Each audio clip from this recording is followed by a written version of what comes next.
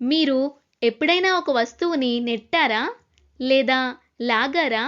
అలా నెట్టడం లేదా లాగడం వలనే ఆ వస్తువు కదులుతుంది. ఈ నెట్టడం లేదా లాగడాన్ని మనం బలం, ఫోర్స్ అని అంటాము. మన రోజువారీ జీవితంలో జరిగే కొన్ని పనులను చూసి అవి నెట్టడమా, లాగడమా లేదా రెండూనా తెలుసుకుందాం. మొదటిది బోరు త్రవ్వడం. బోరు త్రవ్వుతున్నప్పుడు మనం కర్రను లేదా పరికరాన్ని క్రిందకి నెట్టాల్సి ఉంటుంది. అలానే మట్టిని పైకి లాగాలి. బోరు త్రవ్వడంలో రెండు ప్రక్రియలు చూస్తున్నాము. అంటే నెట్టుట మరియు లాగుట అనే రెండు ప్రక్రియల్ని చూస్తున్నాము. కనుక ఇక్కడ నెట్టుట, లాగుట రెండూ ఉంటాయి. రెండవది స్ట్రాతో పానీయం తాగడం. అంటే స్ట్రాతో జ్యూస్ తాగేటప్పుడు మనం గాలిని లోపలికి పీలుస్తాము కదా, అప్పుడు జ్యూస్ పైకి లాగబడుతుంది. కాబట్టి ఇది లాగుట. మూడవది డస్టర్తో నల్లబోర్డుపై అక్షరాలను చెరపడం. ఇక్కడ డస్టర్తో నల్లబోర్డు మీద ముందుకు నెడుతూ అక్షరాలను చెరుపుతున్నాము. కనుక ఇది నెట్టుట. నాలుగవది జెండా ఎగరవేయడం. జెండాను ఎగరవేయాలి అంటే మనం త్రాడుని క్రిందకు లాగాలి. అప్పుడు జెండా పైకి వెళ్తుంది. కాబట్టి ఇది కూడా లాగుట. తెలిసింది కదా వివిధ పనుల్లో నెట్టడాన్ని, లాగడాన్ని గుర్తించడము. వస్తువుపై పనిచేసే బలాన్ని మనం ప్రత్యక్షంగా చూడలేము, కానీ బలం యొక్క ప్రభావాన్ని మాత్రం చూడగలము. మనం రోజూ ఏదో ఒక పని చేస్తూనే ఉంటాము. ఆ పనులు చేస్తున్నప్పుడు మనం బలాన్ని ఉపయోగిస్తూ ఉంటాము కదా. ఈ బలం ఎక్కడి నుంచి వస్తుందో తెలుసా? మన కండరాలు కలిగచేసే ఇటువంటి బలాన్నే కండర బలము అని అంటాము. ఉదాహరణకి మనం కుర్చీని లాగుతున్నాం. కొన్ని సందర్భాల్లో తోసే పని కూడా చేస్తాము.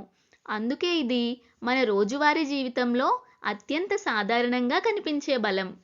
ఇక్కడ మనం చూస్తే ఒక తాడుతో కుర్చీని లాగుతున్నాం అనుకోండి. ఆలోచించండి, కుర్చీని లాగుతున్నది ఎవరు? కుర్చీని నేరుగా మీరు లాగటం లేదు, తాడు కుర్చీని లాగుతుంది. తాడు లేదా దారాలు వస్తువులపై ప్రయోగించే ఈ బలాన్ని మనం తన్యతా బలం అని అంటాం, టెన్షనల్ ఫోర్స్. తన్యతా బలం ఎప్పుడూ లాగే బలమే అవుతుంది. ఇది తాడు లేదా దారాలతో పనిచేస్తుంది. తాడు ఎంత ఎక్కువ బిగుతుగా ఉంటే అంత ఎక్కువ తన్యతా బలం ఉంటుంది.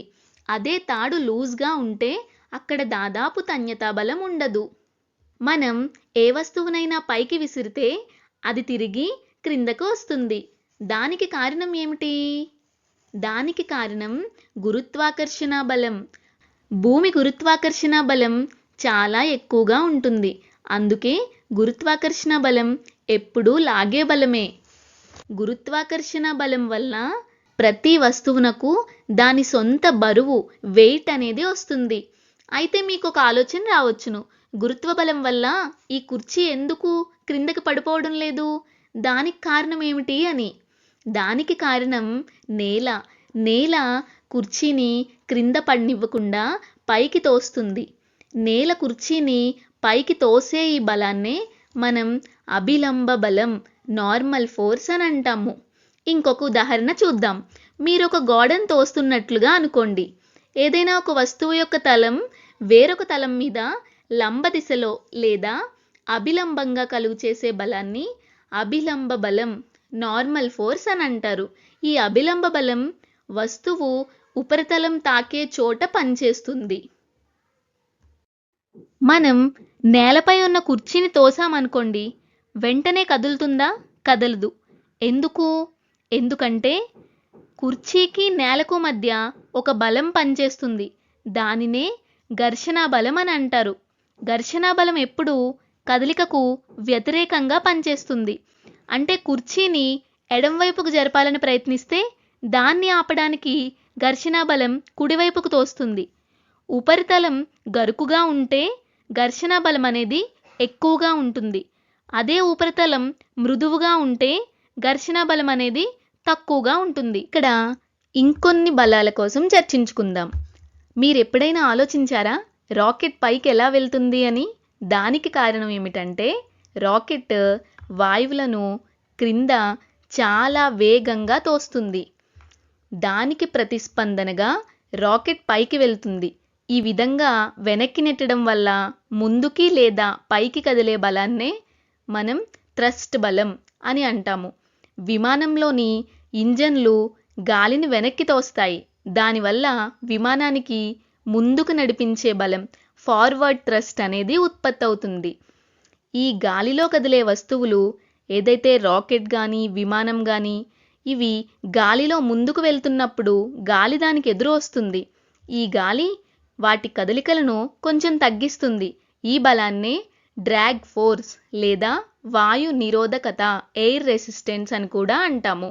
ఇది ఎప్పుడూ కదలికకు వ్యతిరేకంగా ఉంటుంది. విమానం పైకి ఎలా ఎగురుతుందో తెలుసా?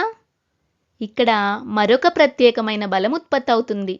ఆ బలాన్నే మనం లిఫ్ట్ బలం అని అంటాము.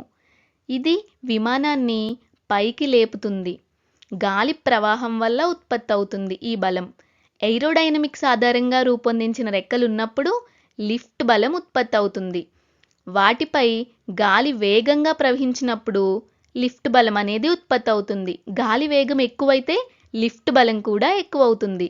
అందుకే విమానాలకు ఎక్కువ వేగం, పొడవైన రన్వేస్ అవసరం. మనం ఈ వీడియోలో ఏమేమి చర్చించుకున్నామో మరొక్కసారి గుర్తు చేసుకుందామా? ఇప్పటి వరకు మనం బలం అంటే ఏమిటో చూసాం. బలం అనేది ఒక వస్తువుని నెట్టడం లేదా లాగడం.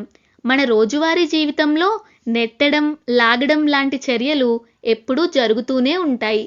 తాడు లేదా దారం లాగినప్పుడు పనిచేసే బలాన్ని తన్యతా బలమని, మన శరీర కండరాల ద్వారా పనిచేసే బలాన్ని కండర బలమని, అలానే వస్తువు నేలపై ఉన్నప్పుడు ఆ ఉపరితలం వస్తువుని నిలబెట్టే బలాన్ని అభిలంబ బలమని, ప్రతి వస్తువును భూమి వైపు లాగే బలాన్ని గురుత్వాకర్షణ బలమని, అందుకే దీనిని బరువు అని కూడా అంటారు అని, ఇంకా వస్తువు కదలికకు అడ్డుగా పనిచేసే బలాన్ని ఘర్షణ బలమని, ఈ అన్ని బలాలు మన చుట్టూ ప్రతిరోజు పనిచేస్తూనే ఉంటాయి అని మనం నేర్చుకున్నాం కదా.